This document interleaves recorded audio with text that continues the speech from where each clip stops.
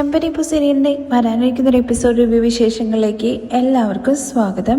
കഴിഞ്ഞ എപ്പിസോഡിൽ നമ്മൾ അവസാനിപ്പിച്ചിട്ടുണ്ടായിരുന്നത് വീട്ടിലേക്ക് തിരിച്ചു വരാൻ വേണ്ടിയിട്ട് ചന്ദ്രമതി വർഷയെ വിളിക്കാനായിട്ട് ചെയ്യുന്നത്. പക്ഷെ സച്ചിയുള്ള വീട്ടിലേക്ക് താൻ വരില്ല എന്നുള്ള കാര്യം അറുത്ത് മുറിച്ച് പറയുന്നുണ്ട് വർഷ. സച്ചിക്ക് വേണ്ടിയിട്ട് നമ്മുടെ ചന്ദ്രമതിയാണെന്നുണ്ടെങ്കിൽ മാപ്പൊക്കെ പറയുന്നുണ്ട് കേട്ടോ. പക്ഷെ അതൊന്നും കേൾക്കാൻ വേണ്ടിയിട്ട് വർഷ തയ്യാറാവല്ല കേട്ടോ. ആ എപ്പിസോഡിന്റെ വിശേഷങ്ങൾ കേൾക്കാത്തവർ ആരെങ്കിലും ഉണ്ടെന്നുണ്ടെങ്കിൽ ലിങ്ക് ഞാൻ ഐക്കാട്ടിലും അതുപോലെ പിൻ കമന്റ് ആയിട്ടും കൊടുത്തേക്കാം കേട്ടോ. ബാക്കി വിശേഷങ്ങൾ നോക്കാം. വർഷയുടെ സംസാരം കേട്ടിട്ട് ആകെ കല്ല് തുള്ളിയിട്ട് ഇങ്ങനെ ഇരിക്കുകയാണ് കേട്ടോ റൂമിൽ ചന്ദ്രമതി. അങ്ങോട്ടേക്ക് ഭാമ വരുന്നുണ്ട്. എന്താ ചന്ദ്രമതി, നീ വർഷയെ വിളിച്ചു എന്നുള്ള കാര്യം ചോദിക്കുന്നുണ്ട് കേട്ടോ. ആ വിളിച്ചു. എന്താ അവള് പറഞ്ഞത്? വരാന്ന് പറഞ്ഞോ? ആ, അവള് ബാഗൊക്കെ പാക്ക് ചെയ്ത് വെച്ചിരിക്കുകയാണ്, ഇപ്പൊ വരുന്ന് പറയണേ. ആഹാ, അത് സന്തോഷമുള്ള കാര്യല്ലേ. നീ ഒന്ന് പോവാമേ.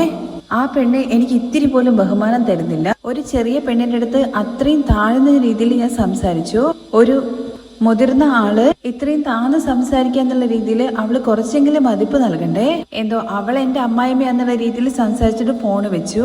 ഓ, അപ്പൊ വർഷ വരില്ല എന്നുള്ള കാര്യത്തെ കുറിച്ച് പറഞ്ഞു എന്ന് ഭാമ ചോദിക്കുമ്പോ രവിയേട്ടനെ അവൾ അടിച്ചിരുന്നെങ്കിൽ ഞാൻ അവളെ ചുമ്മാ വിടുമായിരുന്നു എന്നുള്ള കാര്യത്തെ കുറിച്ച് അവൾ എന്റെ അടുത്ത് ചോദിക്കാണ്. അവൾ അങ്ങനെയൊക്കെ ചോദിച്ചു എന്ന് ഭാമ ചോദിക്കുമ്പോ അവള് അഹങ്കാരത്തോടു കൂടി സംസാരിക്കുന്നതാണോ അല്ലെങ്കിൽ അവൾ അങ്ങനെ തന്നെയാണോ എന്നുള്ള കാര്യം എനിക്ക് മനസ്സിലാവുന്നില്ല. എന്തായാലും ഇപ്പൊ അടുത്തൊന്നും അവൾ ഈ വീട്ടിലേക്ക് വരുന്നുള്ള കാര്യം എനിക്ക് തോന്നുന്നില്ല. ഓ, അപ്പൊ ശ്രീകാന്ത് വരില്ലേ എന്നുള്ള കാര്യത്തെ കുറിച്ച് ഭാമ ചോദിക്കുമ്പോ ഞാൻ അവന് ഫോൺ ചെയ്തപ്പോ അവൻ ഫോണേ എടുക്കുന്നില്ല. അമ്മായിമ്മന്റെ വീട്ടിലേക്ക് പോയിട്ട് ഒരു ദിവസം പോലും ആയില്ല, അപ്പോഴേക്കും നിന്റെ ഫോൺ എടുക്കാണ്ടായോ ശ്രീകാന്ത്? എന്തായാലും ചന്ദ്രനെ അധികം വൈകാതെ നിന്റെ ഫോൺ നമ്പർ അവൻ ബ്ലോക്ക് ചെയ്യാൻ വേണ്ടി പോകും. അവൻ എന്തിനാ അങ്ങനെയൊക്കെ ചെയ്യുന്നത്? അമ്മായിപ്പന്റെ വീട്ടില് മകനായിട്ട് കയറി ചെല്ലാൻ വേണ്ടി പോകുന്ന ആള് വെള്ളത്തിലിട്ട ഉപ്പുകല്ല് പോലെയാണ്. മൊത്തത്തില് അങ്ങ് ചേരുകയും പിന്നെ അവരെ ഒരിക്കലും പിരിക്കാൻ വേണ്ടി പറ്റാത്ത അവസ്ഥയാകും. നീ എന്തിനാ ഭാമ ഇങ്ങനെയൊക്കെ പറഞ്ഞ് എന്നെ ഭയപ്പെടുത്തുന്നത്? ഞാൻ സത്യമാണ് ചന്ദ്രയെ പറഞ്ഞത്. ഇപ്പോഴേ നീ പറയുന്നു വർഷ നിന്റെ സംസാരം കേൾക്കില്ല എന്ന്. പണക്കാരെ വീട്ടിലെ ഒരേ ഒരു മകളായിട്ട് ജീവിച്ചവളല്ലേ, അവൾക്ക് കുറച്ച് വാശിയൊക്കെ ഉണ്ടാകും. നീ സംസാരിച്ച് അവളെ നിന്റെ വഴിക്ക് കൊണ്ടുവരണം. അവരെ അവരുടെ ഇഷ്ടത്തിന് വിട്ടു കഴിഞ്ഞു കഴിഞ്ഞാൽ നിനക്ക് നിന്റെ പയ്യൻ ഇല്ലാതാവും. അങ്ങനെയൊന്നുമില്ല, എന്റെ മകൻ എന്റെ വാക്ക് കേൾക്കും എന്നുള്ള കാര്യം ചന്ദ്രമതി പറയുമ്പോ എന്നിട്ടാണോ അവൻ നിന്റെ ഫോൺ പോലും എടുക്കാത്തത്? ഇങ്ങനെ പോയി കഴിഞ്ഞു കഴിഞ്ഞാൽ അവൻ എല്ലാ അർത്ഥത്തിലും അവരുടെ പക്ഷത്ത് നിൽക്കും. എന്റെ മകനെ ഞാൻ കൊടുത്തു വിട്ടത് മാതിരി നീയും കൊടുത്തു വിട്ടിരിക്കണ്ട. ഇല്ലല്ല, ശ്രീകാന്ത് അങ്ങനെയൊന്നും പോയില്ല എന്ന് ചന്ദ്രമതി പറയുമ്പോ അതിപ്പോ കണ്ടല്ലോ, അവൻ പോയില്ലേ? ഭാര്യയുടെ വഴക്കം കേട്ടിട്ടല്ലേ പോയത്? ഒരു ദിവസമല്ലേ ആയുള്ളൂ എന്നുള്ള കാര്യം ചന്ദ്രമതി ചോദിക്കുകയാണ്. ഇപ്പൊ ഒരു ദിവസമേ ആയിട്ടുള്ളൂ, ഇനി അത് ഒരാഴ്ചയാവും, ഒരു മാസവും, ഒരു വർഷവും, പിന്നെ അത് സ്ഥിരമാകും. നോക്കിക്കോ. എല്ലാം എന്റെ തെറ്റാണെന്ന് ചന്ദ്രമതി പറയുമ്പോ എന്താ അവരെ പോവാൻ വേണ്ടി അനുവദിച്ചതോ? അല്ലല്ല, ചുമ്മാ ഇരുന്ന നിന്നെ വിളിച്ച് ഇങ്ങോട്ട് വരാൻ വേണ്ടി പറഞ്ഞത്. നീ വെറുതെ എന്നെ ഭയപ്പെടുത്താൻ വേണ്ടി ഓരോന്ന് പറയുന്നു പറയുമ്പോ ഞാൻ നിന്നെ ഭയപ്പെടുത്താൻ വേണ്ടി പറഞ്ഞതല്ല, നിനക്ക് എന്റെ അവസ്ഥ വരരുതെന്ന് വിചാരിച്ചിട്ടാണ്. ഇപ്പോ സച്ചിയുടെ കൂടെ നിന്റെ ഭർത്താവ് പുറത്തു പോകും എന്നുള്ള കാര്യത്തെ കുറിച്ച് പറഞ്ഞു. ഇങ്ങനെ ഓരോരുത്തരായിട്ട് പോയി കഴിഞ്ഞു കഴിഞ്ഞാൽ നിന്റെ അവസ്ഥ എന്താകും? ഇപ്പോ ഞാൻ നിന്നെ കാണാൻ വേണ്ടി വരുന്നത് പോലെ നാളെ നീ എന്നെ കാണാൻ വേണ്ടി വരേണ്ടി വരും. പരസ്പരം രണ്ടുപേർക്കും അങ്ങോട്ടും ഇങ്ങോട്ടും സംസാരിച്ചിരിക്കാം, അത്രേ പറ്റുള്ളൂ. എന്തായാലും നീ നോക്കിയും കണ്ടൊക്കെ ഇരുന്നോ, അത്രേ എനിക്ക് പറയാനുള്ളൂ. ഞാൻ പോവാ എന്ന് പറഞ്ഞിട്ട് ഭാമ അവിടുന്ന് പോകുന്നുണ്ട്. ചന്ദ്രമതി ആകെ ടെൻഷനിലാണ് കേട്ടോ ഇതും കൂടി കേട്ടപ്പോഴേക്കും. അത് കഴിഞ്ഞിട്ട് നമ്മുടെ വർഷയുടെ അടുത്ത് മഹിമ ചോദിക്കുന്നുണ്ട് കേട്ടോ, എന്താ നിന്റെ അമ്മായിമ്മ വിളിച്ചിട്ട് പറഞ്ഞ എന്നുള്ള കാര്യം? അവര് വീട്ടിലേക്ക് വരാൻ വേണ്ടി പറഞ്ഞതാണ്. എന്നിട്ട് നീ എന്ത് പറഞ്ഞു? ഞാൻ സ്ട്രോങ് ആയിട്ട് പറഞ്ഞു വരില്ല എന്നുള്ള കാര്യം. ഇപ്പോഴാണ് നീ ശരി. ഇതുപോലെ തന്നെ എപ്പോഴും സ്ട്രോങ് ആയിട്ട് കാര്യങ്ങൾ പറയണം. തുടർന്ന് മധുസൂദനാണെങ്കിൽ മഹിമയുടെ അടുത്താണ് കേട്ടോ സംസാരിക്കുന്നത്. വർഷയുടെ അടുത്ത് നേരിട്ടൊന്നും പറയുന്നില്ല. മഹിമേ, അവളെ ചെറിയ കുട്ടിയൊന്നുമല്ല, അവൾക്ക് എല്ലാ കാര്യങ്ങളും അറിയാം. എത്ര പെട്ടെന്ന് അവള് കാര്യങ്ങളൊന്നും പറഞ്ഞിട്ട് അങ്ങോട്ട് പോകാനൊന്നും അവളെ കൊണ്ട് പറ്റില്ല. അതും സച്ചിയെ പോലെ റൗഡിയുള്ള വീട്ടില് ആരെ കൊണ്ടാ നിൽക്കാൻ വേണ്ടി പറ്റുക? അതെ, ശരി തന്നെയാണ് ഏട്ടാ. വർഷേ, ഇനി ഈ തീരുമാനത്തിൽ നിന്ന് നീ ഒരിക്കലും മാറരുത്. ശ്രീകാന്ത് നല്ല പയ്യൻ തന്നെയാണ്. ഇപ്പൊ എന്തായാലും അവൻ കുറച്ച് ദേഷ്യത്തിലാണ്. ഉടനെ തന്നെ ശ്രീകാന്ത് ഇങ്ങോട്ട് വരും. നീയും ശ്രീകാന്തും ഇവിടെ തന്നെ നിന്നോ. അതേ മോളെ, നിന്നെയും ശ്രീകാന്തിനെയും ഞങ്ങൾ നന്നായിട്ട് നോക്കിക്കൊള്ളാന്ന് മധുസൂദനൻ. ആ വീട്ടില് നിങ്ങൾക്ക് എന്ത് സൗകര്യങ്ങളുള്ളത്? അവിടെ എത്ര പേരാണുള്ളത്? അത്രയും വലിയ കുടുംബത്തില് നിനക്ക് കൺവീനിയന്റ് ആയിരിക്കില്ല. ഇവിടെ തന്നെ നിങ്ങൾ രണ്ടുപേരും താമസിച്ചോളൂ. നിന്റെ അച്ഛനെ അടിച്ച ആ സച്ചിയുള്ള വീട്ടിലേക്ക് നീ ഒരിക്കലും പോവരുത്. അതമ്മേ, എന്റെ ഇഷ്ടമാണ്. ഞാൻ പോകണോ വേണ്ടോ എന്നുള്ള കാര്യത്തെ കുറിച്ചൊക്കെ ഞാൻ തീരുമാനിച്ചോളാം. എനിക്ക് തലവേദനയ്ക്കുന്നുണ്ട്, പോയിട്ട് കോഫി എടുത്ത് വരാൻ വേണ്ടി പറയാനിട്ട് വർഷ പോയി കഴിഞ്ഞതിന് ശേഷം എന്താ ഏട്ടാ ഇവള് ഇങ്ങനെ പറഞ്ഞിട്ട് പോകുന്നത്? ഇനി അവളുടെ മനസ്സ് മാറും എന്നുള്ള കാര്യത്തെ കുറിച്ച് ചോദിക്കുമ്പോ നമ്മൾ എന്തായാലും അതിനെക്കുറിച്ച് ഇനി സംസാരിക്കണ്ട. അതിനെക്കുറിച്ച് സംസാരിക്കുമ്പോൾ അവള് വീണ്ടും അതിന് ഓപ്പോസിറ്റ് ആയിട്ടുള്ള കാര്യങ്ങൾ മാത്രമേ ചെയ്യുള്ളൂ. നീ അവൾക്ക് കോഫി ഉണ്ടാക്കി കൊടുക്കുക എന്ന് പറഞ്ഞിട്ട് മധുസൂദന മഹിമ അവിടെ നിന്ന് പറഞ്ഞു വിടുവാണ്. തുടർന്ന് രാത്രി നമ്മുടെ ശ്രുതി രേവതിക്ക് അരികിലേക്ക് ചെന്നിട്ട് ചോദിക്കുന്നുണ്ട് കേട്ടോ, ചൂടുവെള്ളം ഉണ്ടോ എന്നുള്ള കാര്യം. ജീരകം ഇട്ടിട്ട് തിളപ്പിച്ച് വെച്ചിട്ടുണ്ട്, നീ അത് കുടിച്ചു കഴിഞ്ഞാൽ നിനക്ക് വയറിനൊക്കെ നല്ല സുഖം ഉണ്ടാവും എന്നുള്ള കാര്യം പറയാണ് കേട്ടോ. അങ്ങനെ വെള്ളം എടുത്ത് കൊടുക്കുന്നുണ്ട് കേട്ടോ. ഇന്ന് ശ്രുതിക്ക് വല്ലാതെ വിഷമായി കാണുമല്ലേ എന്നുള്ള കാര്യം ചോദിക്കുകയാണേ. അതെന്താ അങ്ങനെ ചോദിച്ചേ? ഹോസ്പിറ്റലിൽ പോയ സമയത്ത് എന്തായാലും പോസിറ്റീവായിട്ടുള്ള ഒരു കാര്യമായിരിക്കും പറയാ എന്നുള്ള കാര്യത്തെക്കുറിച്ച് ചിന്തിച്ചിട്ടുണ്ടാവില്ലേ? ശ്രുതി വിഷമിക്കൊന്നും വേണ്ട, ഇപ്പൊ കല്യാണം കഴിഞ്ഞിട്ട് 1 വർഷമൊന്നും ആയിട്ടില്ലല്ലോ, കുറച്ച് നീണ്ടു പോയാലും പ്രശ്നമൊന്നും ഇല്ലല്ലോ എന്നൊക്കെ രേവതി ചോദിക്കുമ്പോ അങ്ങനെയൊന്നുമില്ല, ഞാനല്ല ആന്റിയാണ് ഒരുപാട് പ്രതീക്ഷിച്ചത്. അതെ, അമ്മ അപ്പോൾ മുതലേ ഭയങ്കര ടെൻഷനോട് കൂടിയിട്ടായിരുന്നു ഇരുന്നിട്ടുണ്ടായിരുന്നത്. കുറച്ചു നേരം ശ്രീകാന്തിനെ കുറിച്ച് മറന്നിട്ടുണ്ടായിരുന്നു, ഇപ്പൊ വീണ്ടും ശ്രീകാന്തിനെ കുറിച്ച് തന്നെ പറയാൻ തുടങ്ങിയിട്ടുണ്ട്. അവർക്ക് വേറൊന്നും ഓർമ്മ വരാണ്ടിരുന്ന ശരി എന്നുള്ള കാര്യം ശ്രുതി പറയുമ്പോൾ എന്ത് വേറെ ഓർമ്മ വരുന്ന കാര്യത്തെക്കുറിച്ച് ശ്രുതി പറഞ്ഞത്? ഒന്നുമില്ല രേവതി, താങ്ക്സ് എന്ന് പറഞ്ഞിട്ട് പോകുന്നുണ്ട് കേട്ടോ. വേറൊന്നുമല്ല, ശ്രുതിയുടെ അച്ഛനെ കുറിച്ച് വീണ്ടും ചോദിക്കോ, ആ ഓർമ്മ വരരുത് എന്നുള്ള കാര്യത്തെക്കുറിച്ചാണ് ശ്രുതി പറഞ്ഞത്. അങ്ങനെ ചൂടുവെള്ളം എടുത്തിട്ട് പുറത്തേക്ക് വരുന്ന സമയത്ത് ഹാളിലിരുന്നിട്ട് ശ്രുതിയാണെന്നുണ്ടെങ്കിൽ ഫോണിൽ എന്തൊക്കെയോ നോക്കുന്നുണ്ട് കേട്ടോ. ശ്രുതിയെ കണ്ട ഉടനെ തന്നെ, ശ്രുതി ഇങ്ങോട്ട് വാ, ഇത് നോക്ക്, കാനഡയിൽ അടുത്തുള്ള പാർലേഴ്സ് ആണ്, നീ വേണമെന്നുണ്ടെങ്കിൽ അത് ഫ്രാഞ്ചൈസി ഏറ്റെടുത്തിട്ട് നമുക്ക് അവിടെ തന്നെ ഓരോ കാര്യങ്ങൾ ചെയ്യാന്നൊക്കെ പറയുമ്പോഴേക്കും ആ കയ്യിലുള്ള ചൂടുവെള്ളം ശ്രുതിയുടെ കയ്യിൽ വെച്ച് പൊള്ളിക്കാണ് കേട്ടോ.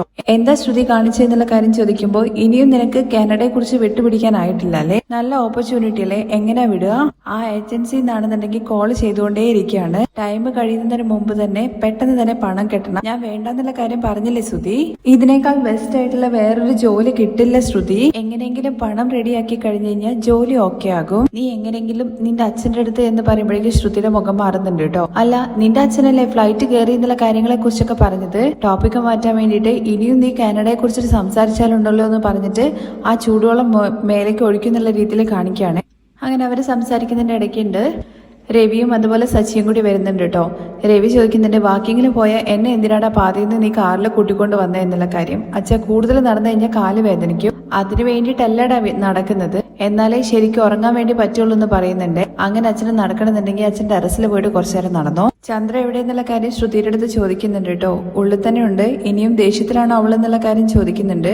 അപ്പോ അതേ എന്ന് ശ്രുതിയും ആരടുത്തും ഒന്നും സംസാരിക്കുന്നില്ല എന്നുള്ള കാര്യം ശ്രുതി പറയുന്ന സമയത്ത്, അതുകൊണ്ടാണ് അച്ഛാ വീട് സൈലന്റ് ആയിട്ടിരിക്കുന്നത്, അതുകൊണ്ട് എന്തായാലും ദേഷ്യത്തിൽ തന്നെ ഇരുന്നോട്ടെ എന്ന് പറയണേ സച്ചി. എടാ, അവളുടെ കാതിൽ ഇതൊക്കെ കേൾക്കും, നീ മിണ്ടാതിരിക്കേ.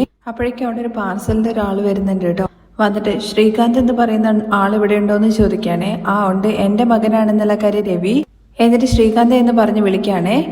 രേവതി, ശ്രീകാന്തിന് പാർസൽ വന്നിട്ടുണ്ടെന്നുള്ള കാര്യം പറ, അവനോട് ചെന്ന് മേടിക്കാൻ വേണ്ടി പറ എന്നൊക്കെ നമ്മുടെ രവി അറിയാതെ പറഞ്ഞു പോവാണ് കേട്ടോ ചെയ്യുന്നത്. രേവതി, നീ ശ്രീകാന്തിനെ വിളിക്കുന്ന വീണ്ടും പറയുമ്പോഴേക്ക് സച്ചി പറയുന്നുണ്ട്, അച്ഛാ, ശ്രീകാന്ത് ഇതുവരെ വീട്ടിലേക്ക് വന്നിട്ടില്ല, ശ്രീകാന്ത് ഇനിയും വന്നില്ല അല്ലേ എന്നുള്ള കാര്യം ചോദിച്ചിട്ട് നമ്മുടെ രവി ആകെ ടെൻഷനാവാണേ. ഞാൻ മറന്നുപോയി, എന്റെ മറവി കണ്ടില്ലേ. ഇവരുടെ സംസാരം കേൾക്കുമ്പോഴേക്കും ചന്ദ്രമതിയും പുറത്തേക്ക് വരുന്നുണ്ട്. അങ്ങനെ രവിക്ക് അത് ഭയങ്കരമായിട്ട് വിഷമമായി എന്നുള്ള കാര്യം ചന്ദ്രമതിക്ക് മനസ്സിലാവാണേ. അപ്പോഴേക്കും പാർസലറിനാണെന്നുണ്ടെങ്കിൽ സർ പെട്ടെന്ന് വരുമെന്ന് പറയുന്നുണ്ട്. അങ്ങനെ സച്ചി പോയിട്ട് മേടിക്കാൻ കേട്ടോ, എന്റെ അനിയനാന്ന് പറഞ്ഞിട്ട് സൈൻ ചെയ്തിട്ട് മേടിക്കുന്നുണ്ട്. തുടർന്ന് ചന്ദ്ര പറയുന്നുണ്ട്, ശ്രീകാന്ത് ശ്രീകാന്ത് എന്ന് പറഞ്ഞ് വിളിക്കുന്നത് കേട്ടപ്പോ ഞാൻ വിചാരിച്ചു ശ്രീകാന്ത് വന്നു എന്ന്, അപ്പോ അവൻ വന്നില്ല അല്ലേ. പാർസൽ മേടിച്ചിട്ട് രേവതിയുടെ കയ്യിൽ കൊടുത്തിട്ട് ഇത് കൊണ്ടുപോയിട്ട് ഉള്ളിൽ വെച്ചേക്ക്, അവൻ വന്നപ്പോ തന്നെ കൊടുത്തേക്ക് എന്നുള്ള കാര്യം പറയുമ്പോ, എന്റെ മകന്റേത് ഞാൻ തന്നെ കൊടുത്തോളാം എന്ന് പറഞ്ഞിട്ട് ചന്ദ്രമതി അത് മേടിക്കുകയാണേ. ഇല്ല ആന്റി, ഇതുവരെ ശ്രീകാന്ത് വന്നില്ലല്ലോ, ഞാൻ വിചാരിച്ചു ശ്രീകാന്ത് ഇന്നെങ്കിലും വരുമല്ലോ എന്ന്. പക്ഷെ എങ്ങനെ വരാനാണ്, കാര്യങ്ങളൊക്കെ അത്ര പെട്ടെന്ന് മറക്കാൻ വേണ്ടി പറ്റുമെന്ന് ശ്രുതി. തുടർന്ന് ശ്രുതിയും പറയുന്നുണ്ട്, അടി വാങ്ങിയത് അവരല്ലേ, പിന്നെ അവർക്ക് അത്ര പെട്ടെന്ന് മറക്കാൻ വേണ്ടി പറ്റുമോ. ഇവൻ പോയിട്ട് മാപ്പ് പറഞ്ഞു കഴിഞ്ഞാൽ ഒരു പക്ഷേ എന്ന് പറഞ്ഞിട്ട് ശ്രുതി തുടങ്ങുമ്പോഴേക്ക് സച്ചി പറയുന്നുണ്ട്, അയാള് ആദ്യം വന്നിട്ട് രേവതിയുടെ അടുത്താണ് മാപ്പ് പറയേണ്ടത്. ഇത് കേൾക്കുമ്പോൾ ചന്ദ്രമതിക്ക് ദേഷ്യം വരികയാണ്. അത്രയും വലിയ മനുഷ്യൻ ഇവളുടെ അടുത്ത് വന്നിട്ട് മാപ്പ് ചോദിക്കണം. ഇവൻ സംസാരിക്കുന്നത് കേട്ടോ രവിയേട്ടാ, ഇപ്പൊ വരെ എന്റെ മകൻ വന്നിട്ടില്ല, അവൻ വരുമോ ഇല്ലയോ എന്നുള്ള കാര്യം അറിയില്ല. ഇത് കേൾക്കുമ്പോൾ ശ്രുതി പറയുന്നുണ്ട്, എന്ത് ചെയ്യാൻ ആന്റി ഫീൽ ചെയ്യുന്നുണ്ട്, അങ്കിൾ ആണെന്നുണ്ടെങ്കിൽ ശ്രീകാന്തിനെ മിസ് ചെയ്യുന്നുണ്ട്, പക്ഷേ ശ്രീകാന്ത് വരുമോ ഇല്ലയോ എന്നുള്ള കാര്യം അറിയില്ലല്ലോ, കിട്ടിയ അവസരമല്ലേ, അച്ഛനെ കുറിച്ചിട്ട് ചോദിക്കാനും പാടില്ലല്ലോ, അതുകൊണ്ട് ഈ പ്രശ്നം പെരുപ്പിക്കുക എന്നുള്ളതാണ് ശ്രുതിയുടെ ലക്ഷ്യം കേട്ടോ. ഇത് കേൾക്കുമ്പോൾ രവി പറയുന്നുണ്ട്, അവൻ വരുമ്പോ വരട്ടെ, എന്തായാലും ഇപ്പൊ അതിനെ കുറിച്ച് സംസാരിക്കണ്ട, നമ്മളോടുള്ള സ്നേഹം അവന് പോവില്ല എന്നുള്ളൊരു വിശ്വാസം എനിക്കുണ്ട്. 3 മരുമക്കളും ചേർന്നിട്ട് സന്തോഷമായിട്ട് ഇരിക്കുകയായിരുന്നു, ആരുടെ കണ്ണു പെട്ടോന്ന് അറിയില്ല എന്നൊക്കെ രവി പറയുമ്പോ, അച്ഛാ കണ്ണു പെട്ടതൊന്നുമല്ല, ദാ ഇവന്റെ കയ്യല്ലേ വെട്ടത്. എന്തൊക്കെയാണെന്നുണ്ടെങ്കിലും ശ്രീകാന്ത് വരും, അവൻ വരാതെ എവിടെ പോകും എന്നുള്ള രീതിയിലാണ് കേട്ടോ രവി സംസാരിക്കുന്നത്. അവന് വന്നല്ലേ പറ്റുള്ളൂ, വരും, ശ്രീകാന്ത് വരും എന്നുള്ള കാര്യം ശ്രുതിയുടെ അടുത്തും പറയാണ് കേട്ടോ. ശ്രീകാന്ത് വരും ചന്ദ്രേ, നീ വിഷമിക്കണ്ട, അവൻ വരും എന്നുള്ള കാര്യം പറഞ്ഞിട്ട് എല്ലാരും ആശ്വസിപ്പിക്കുന്ന രീതിയിൽ ഭയങ്കര സങ്കടത്തോട് കൂടിയിട്ടാണ് രവി ശ്രീകാന്ത് വരും എന്ന് പറയുന്നത്. അങ്ങനെ വീണ്ടും വീണ്ടും രവി അതന്നെയാണ് കേട്ടോ പറയുന്നത്, ശ്രീകാന്ത് വരും വരുമെന്ന്. അച്ഛന്റെ സംസാരം കേൾക്കുമ്പോൾ രേവതി സച്ചിയുടെ അടുത്ത് പറയുന്നുണ്ട് അച്ഛൻ വല്ലാതെ വിഷമിക്കുന്നുണ്ട് എന്നുള്ള കാര്യം കേട്ടോ. തുടർന്ന് രാത്രിയാണ് രേവതി പാല് ചൂടാക്കിയിട്ട് കൊണ്ടുപോയിട്ട് സച്ചിക്ക് കൊടുക്കുന്നുണ്ടേ. ഇതെന്തിനാ എനിക്ക് എന്ന് സച്ചി ചോദിക്കുമ്പോ, രാത്രിയും പകലും നിങ്ങൾ ഒരുപോലെ തന്നെ വണ്ടി ഓടിക്കല്ലേ, ശരീരത്തിൽ കുറച്ച് ബലമൊക്കെ വേണ്ടേ, ഇത് കുടിക്കെന്ന് പറയാണ്. അങ്ങനെ സച്ചി ഇത് മേടിച്ചു കുടിക്കുന്നുണ്ട്. രേവതി കാലം മാറിയത് കണ്ടോ എന്നുള്ള കാര്യം ചോദിക്കുമ്പോ, എന്ത് മാറിയെന്നാ നിങ്ങൾ പറയുന്നത്? അല്ല, കാലവും മാറി, നീ എന്നെയും മാറ്റി. ഞാൻ മാറ്റിയെന്നോ? അല്ല, രാത്രി ഉറങ്ങാൻ നേരത്ത് പാല് കുടിക്കുന്നവനാണോ ഞാനെന്ന് ചോദിക്കുമ്പോ, അത് ശരി തന്നെയാണ്, ശരീരത്തിന് എന്താണോ നല്ലത് അത് നിങ്ങൾ ചെയ്യില്ലല്ലോ. അച്ഛൻ ഉറങ്ങിയോ എന്നുള്ള കാര്യം ചോദിക്കുമ്പോ, കുറച്ചു നേരം എന്തൊക്കെയോ ഇരുന്ന് ആലോചിക്കുന്നതൊക്കെ കണ്ടു, എന്നിട്ട് പോയി എന്ന് പറയുകയാണെ കിടക്കാൻ. കഴിച്ചിരുന്ന ഭക്ഷണം എന്ന് ചോദിക്കുമ്പോൾ കഴിച്ചു, പക്ഷെ വെറും 2 ഇഡ്ഡലി മാത്രമേ കഴിച്ചുള്ളൂ. സാധാരണയായിട്ട് അച്ഛൻ നന്നായിട്ട് കഴിക്കുന്നതല്ലേ? അതെ, പക്ഷെ മനസ്സിലെ വിഷമമുള്ള സമയത്ത് വയറ്റില് വിശപ്പുണ്ടാവില്ല എന്നുള്ള കാര്യം പറയില്ലേ? അച്ഛൻ ശ്രീകാന്തിനെ കുറിച്ച് ഓർത്തിട്ട് ഭയങ്കര സങ്കടത്തിലാണുള്ളത്. അതെ, അച്ഛൻ വീട്ടിലുണ്ടെന്ന് വിചാരിച്ചിട്ടാണല്ലോ അവനെ നേരത്തെ വിളിച്ചിട്ടുണ്ടായിരുന്നത്. എനിക്കിപ്പോ ഒരു കാര്യം തോന്നുന്നുണ്ടെന്ന് രേവതി പറയുമ്പോ എന്തെന്ന് ചോദിക്കുകയാണേ.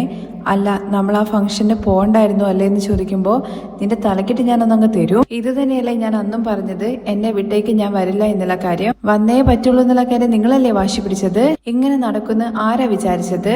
ഞാൻ അപ്പോഴേ വിചാരിച്ചിട്ടുണ്ടായിരുന്നു, എന്നെ ചുമ്മാ വിടാതെ എന്തെങ്കിലും ഒരു സീൻ ഉണ്ടാക്കും എന്നുള്ള കാര്യം എനിക്ക് ഉറപ്പായിരുന്നു. അതുകൊണ്ടാണ് ഞാൻ വരുന്നില്ല എന്ന് പറഞ്ഞത്. പക്ഷേ നീ കേട്ടോ, ബാങ്കിൽ ലോൺ കൊടുക്കുന്ന സമയത്ത് കണ്ടീഷൻസ് ടേംസ് എന്നൊക്കെ പറഞ്ഞിട്ട് ഒരുപാട് കാര്യങ്ങൾ എഴുതുമല്ലോ, പക്ഷെ അതൊന്നും വായിച്ചു നോക്കാതെ സൈൻ ചെയ്യില്ലേ? അതുപോലെ ഒരുപാട് കണ്ടീഷനൊക്കെ വെച്ചിട്ട് കൂട്ടിയിട്ട് പോയതല്ലേ. നിങ്ങൾ അതുവരെ കോപപ്പെടാതെ തന്നെയാണ് നിന്നിട്ടുണ്ടായിരുന്നത്. പക്ഷെ അവസാനം ഒരു 10 മിനിറ്റ് ദേഷ്യപ്പെടാതെ ഇരുന്നെങ്കിൽ രേവതി ഒരു കാര്യം മനസ്സിലാക്കണം, ദേഷ്യം എന്ന് പറയുന്നത് ബലൂണിൽ അടച്ചു വെച്ചിരിക്കുന്ന കാറ്റ് മാതിരിയാണ്. ഒരളവ് വരെ എല്ലാം താങ്ങുള്ളൂ, അതിൽ കൂടുതൽ കാറ്റടിച്ചു കഴിഞ്ഞു കഴിഞ്ഞാൽ അത് പൊട്ടിത്തെറിക്കും. അതുപോലെ തന്നെയാണ് മനുഷ്യനും, ഒരളവ് വരെ നമുക്ക് ദേഷ്യം കൺട്രോൾ ചെയ്യാൻ വേണ്ടി പറ്റുള്ളൂ. അയാൾ സംസാരിക്കുന്നത് കേട്ടിട്ട് എങ്ങനെയാ മിണ്ടാതിരിക്കുന്നത്? നിന്നെ കള്ളത്തി എന്ന് പറയുന്നു, നിന്റെ കുടുംബത്തിലെ ആൾക്കാരെ എല്ലാവരെയും കള്ളന്മാരെന്ന് പറയുന്നു, ആ കാശ് മേടിച്ചിട്ട് ഞാൻ കുടിക്കാൻ വേണ്ടി പോകുന്നു എന്ന് പറയുന്നു. എത്ര നേരം കയറ്റുകൊണ്ട് നിൽക്കുന്നത്? എന്നെ കുറിച്ചിട്ട് ആരെങ്കിലും ഇങ്ങനെ പറയുന്നത് കേട്ടാ നീ ചുമ്മാതിരിക്കുമെന്ന് ചോദിക്കുമ്പോ, അതെങ്ങനെ ചുമ്മാതിരിക്കുന്നത്? പക്ഷേ എങ്കിലും അടിക്കുന്ന അളവ് വരെ ഒന്നും പോകണ്ടായിരുന്നു. അതിപ്പോ എന്ത് ചെയ്യാനാണ്?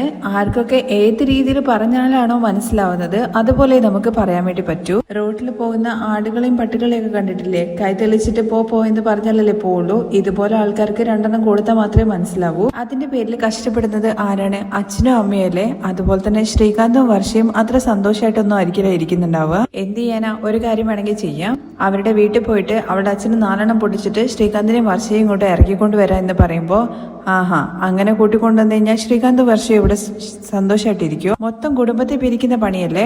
ഓൾറെഡി അച്ഛൻ ഭയങ്കര സങ്കടത്തിലാണുള്ളത്, ഇനി വീണ്ടും അച്ഛനെ വിഷമിപ്പിക്കുന്ന രീതിയിൽ ഒന്നും ചെയ്യല്ലേ. അതിനിപ്പോ എന്ത് ചെയ്യണമെന്ന് നീ പറയുന്നെന്നുള്ള കാര്യം ചോദിക്കുമ്പോ, ഒരു വീട്ടില് എല്ലാവരും സന്തോഷമായിട്ടിരിക്കണം എന്നാണ് അച്ഛൻ ആഗ്രഹിക്കുന്നത്.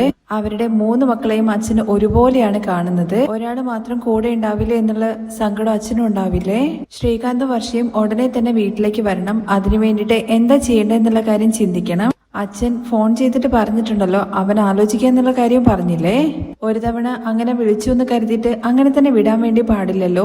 പിന്നെ അവരെ ഇങ്ങോട്ട് കൂട്ടിക്കൊണ്ടുവരുന്നതിന് നമ്മൾ എന്തെങ്കിലുമൊക്കെ ചെയ്യണം. അതിനു വേണ്ടിയിട്ട് എന്താ ചെയ്യേണ്ടെന്നുള്ള കാര്യം ഒന്ന് ചിന്തിച്ചു നോക്കൂ. എനിക്കും എന്താ ചെയ്യേണ്ടെന്നുള്ള കാര്യം അറിയില്ല രേവതി, എന്തായാലും നോക്കാം. തുടർന്ന് പിറ്റേ ദിവസം രാവിലെ നമ്മുടെ വർഷയാണെന്നുണ്ടെങ്കിൽ സ്റ്റുഡിയോയിലേക്ക് പോകാൻ വേണ്ടിയിട്ട് റെഡി ആയിട്ട് വരികയാണ്. മഹിമ കണ്ട ഉടനെ തന്നെ നീ എങ്ങോട്ടാ പോകുന്നതെന്ന് ചോദിക്കുകയാണെ. സ്റ്റുഡിയോയിലേക്ക് എന്നുള്ള കാര്യം പറയുമ്പോഴേക്കും, നീ എന്തിനാ അങ്ങോട്ട് പോകുന്നത്? അവിടെ പ്രാർത്ഥിക്കാൻ വേണ്ടിയിട്ട്. അമ്മയ്ക്ക് അറിയില്ല ഞാൻ അവിടെ എന്തിനാ പോകുന്നത് എന്നുള്ള കാര്യം. ജോലിക്ക്. നീ ഇനിയും എന്തിനാ ആ ജോലിക്ക് പോകുന്നത്? വേണ്ടാന്ന് പറഞ്ഞാലും കേൾക്കില്ല. എനിക്ക് വേണോ വേണ്ടേ എന്നുള്ള കാര്യത്തെ കുറിച്ച് അമ്മ എന്തിനാ തീരുമാനം എടുക്കുന്നത്? എന്തായാലും കുറച്ച് നാളത്തേക്കെങ്കിലും നീ എങ്ങോട്ടേക്കും പോവണ്ട. ഇപ്പോഴുള്ള സിറ്റുവേഷനിൽ കുറച്ച് ദിവസം നീ ഇവിടെ റെസ്റ്റ് എടുക്ക്. ഇപ്പോഴത്തെ സിറ്റുവേഷൻ എന്താ കുഴപ്പം? ഇന്നലെ നൈറ്റ് ഞാൻ ജോലിക്കൊന്നും പോയില്ല, ഒരുപാട് പെൻഡിങ് ഉണ്ട്. ഇപ്പൊ നീ പോയിട്ടില്ലെങ്കിൽ എന്താവാൻ വേണ്ടി പോകുന്നത് മഹിമ ചോദിക്കുമ്പോ, ഞാൻ പോയിട്ടില്ലെങ്കിൽ എനിക്ക് പകരം വേറെ ആളെ എടുക്കും അവര്, പിന്നെ എനിക്ക് ജോലി ഇല്ലാണ്ട് പോകും. ജോലി പോകട്ടെ, വിട്ടേക്ക്, നമുക്കെന്തായാലും ഈ ജോലി വേണ്ട. അപ്പോ എനിക്ക് പകരമായിട്ട് അമ്മ പോയി സംസാരിക്കും എന്നുള്ള കാര്യം ചോദിക്കുമ്പോഴേക്കും മധുസൂദനൻ പറയുന്നുണ്ട്, മോളെ കുറച്ച് നാളത്തേക്ക് നമുക്ക് ഈ ജോലി വേണ്ട, നീ റെസ്റ്റ് എടുക്കുക, നിന്റെ മൈൻഡ് കുറച്ച് ഡിസ്റ്റർബ് ആയിരിക്കും. എന്റെ മൈൻഡിന് ഒരു കുഴപ്പമില്ല, ഞാൻ നന്നായിട്ട് തന്നെയാണ് ഇരിക്കുന്നത്. നിന്റെ അച്ഛനെ ഒരുത്തൻ അടിച്ചു എന്നുള്ള കാര്യം മഹിമ പറയുമ്പോ അതിന് അച്ഛനാണ് റെസ്റ്റ് എടുക്കേണ്ടത്, അച്ഛന് ജ്യൂസൊക്കെ ഉണ്ടാക്കി കൊടുക്ക്. എന്നിട്ട് പോകാൻ നിൽക്കുന്ന വർഷയുടെ അടുത്ത്, അതല്ല മോളെ, നീ ജോലിക്ക് പോകേണ്ട ആവശ്യം എന്താണ്, നമുക്ക് എന്ത് കുറവാണുള്ളത്, നീ ഡബ്ബിംഗ് സംസാരിച്ചിട്ട് വേണോ ഇവിടുത്തെ ചെലവ് നടത്താൻ വേണ്ടിയിട്ട്. അച്ഛാ, കാശിന് വേണ്ടിയിട്ടല്ല ഞാൻ ഈ ജോലി ചെയ്യുന്നത്, ഐ ലവ് മൈ ജോബ്. പിന്നെ വലിയ ഫ്ലൈറ്റ് ഓടിക്കുന്ന ജോലിയല്ലേന്ന് മഹിമ ചോദിക്കുമ്പോ അത് മാത്രമാണോ വലിയ ജോലി, എനിക്ക് എന്റെ ജോബാണ് വലുത്. കല്യാണത്തിന് ശേഷമെങ്കിലും ഈ ജോലി നിനക്ക് വിട്ടാൽ എന്താടി? കല്യാണശേഷം എന്താ ശ്രീകാന്ത് അവന്റെ ജോലി വിട്ടോ, അല്ലെങ്കിൽ അച്ഛൻ അമ്മയെ കല്യാണം കഴിച്ച സമയത്ത് അച്ഛൻ അച്ഛന്റെ ജോലി ഒഴിവാക്കി, പിന്നെ ഞാൻ മാത്രമാണ് എന്തിനാണ് എന്റെ ജോലി വിടുന്നത്? ഇതെന്റെ പാഷനാണെന്നൊക്കെ പറയാണ് കേട്ടോ വർഷ. നീ എഞ്ചിനീയറിംഗ് കഴിഞ്ഞതാണ്, നിനക്ക് ജോലി വേണമെങ്കിൽ പറ, വലിയ കമ്പനിയിൽ ഞാൻ ജോലി മേടിച്ചു തരാം. അതൊന്നും അച്ഛൻ എനിക്ക് വേണ്ട, എനിക്ക് ഇഷ്ടമുള്ള ജോലിയാണ് ഞാൻ ചെയ്യുന്നത്. ഇത്രയും പറഞ്ഞിട്ട് നിനക്ക് എന്താടി മനസ്സിലാവാത്തതെന്ന് മഹിമ ചോദിക്കുമ്പോ, എന്റെ ജോലിയുടെ കാര്യത്തിൽ ആരും തലയിടണ്ട, എനിക്ക് ടൈമായി, ഞാൻ പോവാന്ന് പറഞ്ഞിട്ട് വർഷം അവിടെ നിന്ന് പോവാണേ. എന്താ ഏട്ടാ ഇവള് പറഞ്ഞാ മനസ്സിലാക്കാത്തത്? ഇവള് പുറത്ത് പോയി കഴിഞ്ഞു കഴിഞ്ഞാൽ ഉടനെ തന്നെ ആ വീട്ടിലേക്ക് പോകുന്ന തോന്നുന്നത്. ഇല്ലടി, അവള് പോവൊന്നുമില്ല, നമ്മുടെ വീട്ടിൽ തന്നെ അടച്ചു നിർത്തിയാലാണ് അവൾക്ക് ആ വീട്ടിലേക്ക് പോകണമെന്ന് തോന്നുള്ളൂ. അവള് പോട്ടെ വിട്. തുടർന്ന് നമ്മുടെ വർഷ ഡബ്ബിംഗ് ചെയ്യുന്നതാണ് കേട്ടോ കാണിക്കുന്നത്. പറയുന്നത് കേൾക്കൂ, ഈ ലോകത്തിലുള്ള എല്ലാവരും ഇങ്ങനെ തന്നെയാണ്, എല്ലാവരും സെൽഫിഷാണ്, നിന്നെ കുറിച്ച് നീ മാത്രമാണ് ചിന്തിക്കേണ്ടത്, ബാക്കിയുള്ളവര് ആരും നിരന്തരമായിട്ടുള്ളതല്ല, നമ്മുടെ ലൈഫ് നമ്മളാണ് രക്ഷിക്കേണ്ടതെന്നൊക്കെ ഡബ്ബിംഗ് പറഞ്ഞുകൊണ്ടിരിക്കുകയാണ്. അങ്ങനെ ഡബ്ബിംഗ് ചെയ്യുന്നതിന്റെ ഇടയ്ക്കാണ് കേട്ടോ നമ്മുടെ രേവതി വന്നിട്ട് വർഷയെ കാണണോ എന്നുള്ള കാര്യത്തെക്കുറിച്ച് പറയുന്നത്. ഇപ്പൊ ലാസ്റ്റ് സീനാണ്. ഇപ്പൊ കടിയും വെയിറ്റ് ചെയ്യാൻ വേണ്ടിയിട്ട് രേവതിയുടെ അടുത്ത് പറയാണ് അവിടെയുള്ള സാറ്. അങ്ങനെ സീൻ കഴിയുന്ന സമയത്ത് വർഷയെ കാണാൻ വേണ്ടിയിട്ട് ഒരാൾ വന്നിട്ടുണ്ടെന്ന് പറയണേ. ആരാ, ശ്രീകാന്താണോ എന്ന് ചോദിക്കുമ്പോൾ അല്ല, അന്ന് ഏജൻസിക്ക് ഡബ്ബിംഗ് സംസാരിക്കാൻ വേണ്ടി ഒരാൾ വന്നിട്ടില്ലായിരുന്നോ, എന്താ നിങ്ങളുടെ പേര് എന്നുള്ള കാര്യം ചോദിക്കുന്നുണ്ട്. രേവതി എന്ന് പറയുമ്പോൾ രേവതി എന്ന് പറയാണേ. അതേസമയം നമ്മുടെ സച്ചിയാണെന്നുണ്ടെങ്കിൽ ശ്രീകാന്തിനെ കാണാൻ വേണ്ടിയിട്ട് റെസ്റ്റോറൻറ്റിലേക്ക് ചെല്ലുന്നുണ്ട്. സച്ചിയെ കണ്ട ഉടനെ തന്നെ ശ്രീകാന്ത് പറയുന്നുണ്ട് അവിടുത്തെ വെയിറ്റർ അടുത്ത്, ദ കസ്റ്റമർ വന്നിട്ടുണ്ട്, ഉടനെ തന്നെ ഓർഡർ എടുക്കുക എന്നുള്ള കാര്യം. എന്നിട്ട് ശ്രീകാന്ത് പോകുന്ന സമയത്ത് ശ്രീകാന്തിനെ പിടിച്ചു വെക്കുകയാണ് കേട്ടോ സച്ചി. എന്താടാ നീ നിന്റെ ഇഷ്ടത്തിന് അങ്ങ് പോകുന്നത്, ഞാനെന്താ അവിടെ കഴിക്കാൻ വേണ്ടി വന്നതാണോ? അപ്പൊ നീ കഴിക്കാൻ വേണ്ടി വന്നതല്ലേ, പിന്നെ ആരെങ്കിലും അടിക്കാൻ വേണ്ടി വന്നതാണോ സച്ചിയേട്ടൻ? ഞാൻ ആരെയും അടിക്കാനോ കടിക്കാനോ വന്നതല്ല, നിന്റെ അടുത്ത് സംസാരിക്കാനോ വന്നത്. എന്റെ അടുത്ത് എന്ത് സംസാരിക്കാനാന്ന് ശ്രീകാന്ത് ചോദിക്കുമ്പോൾ, നിന്റെ അടുത്ത് അല്ലാണ്ട് പിന്നെ ആരുടെ അടുത്താണ്? അവിടെ കഴിക്കുന്ന ഒരു ചേട്ടന്റെ അടുത്ത് പോയിട്ട്, ചേട്ടൻ എന്നെ അറിയോ, ഞാൻ ഇയാളുടെ അടുത്താണോ സംസാരിക്കേണ്ടതെന്നൊക്കെ പറഞ്ഞിട്ട് അയാളെ ഡിസ്റ്റർബ് ചെയ്യാൻ വേണ്ടി പോകുമ്പോഴേക്കും ശ്രീകാന്ത് സച്ചിയെ പിടിച്ച് മാറ്റി നിർത്തുന്നുണ്ട്. അയാളടുത്ത് സോറി പറഞ്ഞിട്ട് വാ എന്ന് പറഞ്ഞിട്ട് സച്ചിയും കൂട്ടിയിട്ട് പുറത്തേക്ക് പോവാണേ. ഇത് നീ ആദ്യം അങ്ങ് ചെയ്താൽ പോരായിരുന്നു എന്ന് സച്ചിയുടെ പ്രശ്നം എന്താ, സച്ചിയുടെ എന്താ വേണ്ടത്? എന്താടാ ഒരുപാട് നേരമായിട്ട് നീ കിച്ചണിലായിരുന്നോ, ഭയങ്കര ചൂടാണല്ലോ, എന്താടാ നീ വീട്ടിന്റെ പരിസരത്തേക്ക് വരാത്തെ, നിന്റെ ഭാര്യ വീട്ടിൽ അങ്ങ് സ്ഥിരമായിട്ട് നിൽക്കാന്ന് തീരുമാനിച്ചോ? ഒരു ദിവസം പോയിട്ട് നിൽക്കുക അല്ലാതെ നീ എന്തിനാണ് അവിടെ തന്നെ സ്ഥിരമായിട്ട് നിൽക്കുന്നത്? ഇത് കേട്ടിങ്ങനെ ശ്രീകാന്ത് നിൽക്കുവാണ് കേട്ടോ. രേവതിയാണെന്നുണ്ടെങ്കിൽ വർഷയുടെ അടുത്ത് സംസാരിക്കാൻ വേണ്ടി ശ്രമിക്കുന്നുണ്ട്. പക്ഷെ വർഷയാണെന്നുണ്ടെങ്കിൽ ഡബ്ബിംഗ് സ്റ്റുഡിയോന്റെ അവിടെ നിന്ന് ഇറങ്ങിയിട്ട് പാർക്കിങ്ങിന്റെ ഒരു സ്ഥലത്തേക്ക് ഇങ്ങനെ പോയി നിൽക്കുവാണ് കേട്ടോ. എന്നിട്ട് രേവതിയുടെ മുഖത്തും നോക്കാതെ തിരിഞ്ഞിങ്ങനെ നിൽക്കുമ്പോൾ രേവതി കരയാണ് കേട്ടോ ചെയ്യുന്നത്. രേവതി ചേച്ചി എന്തിനാ കരയുന്നത്? എന്താ വർഷ നീ വീട്ടിലേക്ക് വരാത്തെന്നുള്ള കാര്യം ചോദിക്കുമ്പോൾ, എന്താ വരാത്തെന്നുള്ള കാര്യം ചേച്ചിക്ക് അറിയില്ലേ? എനിക്കറിയാം, പക്ഷെ എന്ന് കരുതിയിട്ട് എത്ര നാളാണ് നിങ്ങൾ രണ്ടുപേരും വീട്ടിലേക്ക് വരാതിരിക്കുന്നത്? നിങ്ങൾ വരാതെ വീട്ടിലാരും സന്തോഷമായിട്ടിരിക്കാൻ പറ്റില്ല. അച്ഛനും ഭയങ്കരമായിട്ട് സങ്കടപ്പെടുന്നുണ്ട്. എന്തായാലും ചേച്ചിയുടെ ഹസ്ബൻഡ് ഭയങ്കര സന്തോഷവാനായിരിക്കുമല്ലോ എന്നുള്ള കാര്യത്തെ കുറിച്ച് ചോദിക്കുമ്പോൾ, അവരെങ്ങനെ സന്തോഷമായിട്ടിരിക്കുന്നത്? അവര് കാരണമാണല്ലോ ഞങ്ങൾ വീട്ടിലേക്ക് വരാത്തത്. അവര് എന്റെ അച്ഛനെ അടിച്ചിട്ടില്ലായിരുന്നെങ്കിൽ ഇങ്ങനൊന്നും നടക്കില്ലായിരുന്നു. സച്ചിയേട്ടനെ അടിച്ചത് തെറ്റ് തന്നെയാണ്, ഞാൻ ഇല്ലെന്ന് ഒരിക്കലും പറയില്ല, ഞാൻ അതിനെ ന്യായീകരിക്കാനും ശ്രമിക്കത്തുമില്ല. പക്ഷെ നിന്റെ അച്ഛൻ എന്തൊക്കെയാ പറഞ്ഞെന്നുള്ള കാര്യം വർഷേ നിനക്കറിയോ? ചേച്ചി ചെയിൻ എടുത്തിട്ട് എന്റെ അച്ഛൻ തെറ്റിദ്ധരിച്ചു, അത്രയല്ലേ ഉള്ളൂ. ഇത് ചെറിയൊരു മിസ്അണ്ടർസ്റ്റാൻഡിംഗ് ആണെന്ന് പറഞ്ഞിട്ട് ഇതൊരു ചെറിയ മിസ്അണ്ടർസ്റ്റാൻഡിംഗ് ആണെന്നുള്ള കാര്യം പറഞ്ഞ് മനസ്സിലാക്കാൻ പാടില്ലായിരുന്നോ? അത് ചെയ്യാതെ റെസ്പെക്ട് ഇല്ലാതെ ഇങ്ങനെ അടിക്കാണോ ചെയ്യാ?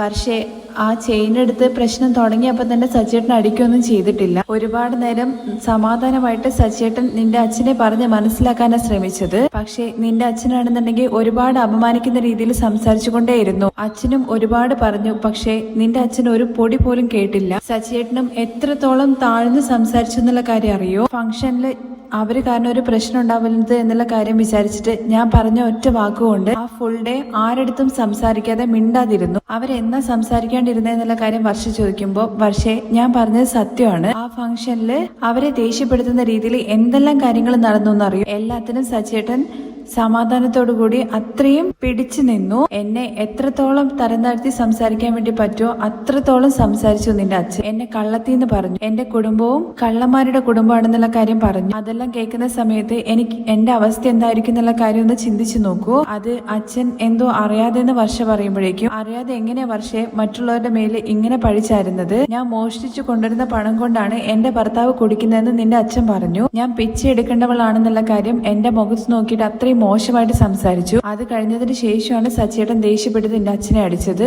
എന്റെ അച്ഛൻ ഞങ്ങളെ നേർവഴിയിൽ സമ്പാദിക്കാനും നേരെ വഴിയിൽ ജീവിക്കാനും മാത്രമാണ് പഠിപ്പിച്ചു തന്നത്, മോഷ്ടിക്കാൻ വേണ്ടിയിട്ട് പഠിപ്പിച്ചു തന്നിട്ടില്ല. സത്യമായിട്ട് പറയണ വർഷേ, എനിക്ക് ഒരാഗ്രഹവും ഒന്നും ഉണ്ടായിരുന്നില്ല. എന്റെ കുടുംബത്തിലെ എല്ലാവരും സന്തോഷമായിട്ട് ഇരിക്കണോ എന്നുള്ള കാര്യമാണ് ഞാൻ വിചാരിച്ചത്. ജീവിതത്തിൽ ഞങ്ങൾക്ക് കിട്ടിയത് മതിയെന്നും അത്രയും ഞങ്ങൾക്ക് ദൈവം തന്നിട്ടുള്ളൂ എന്നുള്ള കാര്യം വിചാരിച്ചിട്ട് ഞങ്ങൾ സന്തോഷമായിട്ടാണ് ജീവിക്കുന്നത്. എന്റെ അനിയൻ ഒരു തവണ അറിയാതെ തെറ്റ് ചെയ്തു. ആ കാരണത്താലാണ് എന്റെ അച്ഛൻ ഞങ്ങളെ വിട്ടു പോയത്. ജീവിതാവസാനം വരെ ഞങ്ങൾക്ക് വേണ്ടിയിട്ടാണ് അച്ഛൻ അധ്വാനിച്ചതും നല്ലത് മാത്രമേ ഞങ്ങൾക്ക് പടർന്നു തന്നിട്ടുള്ളൂ. ഒരിക്കലും ഞങ്ങൾ ഒരാളുടെ സാധനങ്ങൾ ആഗ്രഹിക്കില്ല വർഷേ. വർഷ അപ്പോൾ ഇത് കേൾക്കുമ്പോൾ പറയുന്നുണ്ട്, രേവതി ചേച്ചി എനിക്ക് നിങ്ങളെ കുറിച്ച് അറിയില്ല. എന്തിനാ രേവതി ചേച്ചി ഇത്രയും എക്സ്പ്ലനേഷൻ എനിക്ക് തരുന്നത്? എന്തുകൊണ്ടാണ് സച്ചിയേട്ടൻ അങ്ങനെ ചെയ്തതെന്നാണ് പറയുന്നത്. എന്നെ കുറിച്ചിട്ട് തെറ്റായിട്ട് സംസാരിക്കുന്ന സമയത്ത് എങ്ങനെ സച്ചിയേട്ടൻ നോക്കി നിൽക്കുക? ഇപ്പോ നീ വീട്ടിലേക്ക് വരുന്നില്ലല്ലോ, അതുകൊണ്ട് നിന്നെ സപ്പോർട്ട് ചെയ്തിട്ട് തന്നെയല്ലേ ശ്രീകാന്ത് വീട്ടിലേക്ക് വരാതിരിക്കുന്നത്. അതുപോലെ തന്നെയാണ് എന്റെ ഭർത്താവ് എനിക്ക് വേണ്ടിയിട്ടാണ് വന്നു നിന്നത്. ഇത് എല്ലാവരുടെ മുമ്പിൽ വെച്ച് സമാധാനത്തോടു കൂടി ആ സമയത്ത് പറഞ്ഞുകൂടായിരുന്നെന്ന് വർഷ ചോദിക്കുമ്പോൾ എങ്ങനെയാ വർഷയെ പറ്റുന്നത്? നിന്റെ അച്ഛൻ അതിനുള്ള ഒരു അവസരം തരണ്ടേ? എന്റെ മേലെ കള്ളത്തിന്റെ പട്ടം കെട്ടാൻ വേണ്ടി ശ്രമിച്ചു. ഇത്രയും നാള് നമ്മൾ എല്ലാവരും ഒരുമിച്ച് വീട്ടിൽ നിന്നില്ലേ? നിന്റെ റൂമില് സ്വർണവും പണവും എല്ലാം ഉണ്ടായിരുന്നില്ല. പുറത്ത് വരെ നീ സ്വർണം വെച്ച് പോയിട്ടുണ്ട്. പക്ഷെ എന്തെങ്കിലും ഞാൻ വർഷ അതൊക്കെ എടുത്തിട്ടുണ്ടോ? നീ തന്നെ പറ. നിനക്ക് എന്നെ കണ്ടു കഴിഞ്ഞാൽ കള്ളത്തിയെ പോലെയാണ് തോന്നുന്നത്. എന്റെ സങ്കടം എന്താന്നുള്ള കാര്യം അറിയോ? നീയോ ആ സമയത്ത് എന്റെ അടുത്ത് ദേഷ്യപ്പെടുക ചെയ്തിട്ടുണ്ടായിരുന്നത്. രേവതി അങ്ങനെ ചെയ്യുന്ന ഒരാളല്ല എന്നുള്ള കാര്യം നീ ഒരു വാക്ക് പറഞ്ഞിട്ടുണ്ടായിരുന്നെങ്കിൽ എനിക്ക് അത്രയും സന്തോഷമാവുമായിരുന്നു. അപ്പോ അതൊന്നും നീ ശ്രദ്ധിച്ചില്ല. ആ സമയത്ത് വർഷയും അങ്ങനെ കണ്ടില്ലല്ലോ. അപ്പോ എന്നെ ഞാനും മോഷ്ടാവ് എന്നുള്ള രീതിയിലല്ലേ നീ വിചാരിച്ചിട്ടുണ്ടാവുക? അയ്യോ രേവതി ചേച്ചി, ഞാൻ എന്തിനാ അങ്ങനെയൊക്കെ വിചാരിക്കുന്നത്? എന്റെ മേലെ എന്ത് തെറ്റുള്ള എന്നുള്ള കാര്യം നീ ഒന്ന് ചിന്തിച്ചു നോക്ക്. നീയും ശ്രീകാന്തും എത്രയും വേഗം തന്നെ വീട്ടിലേക്ക് വാ.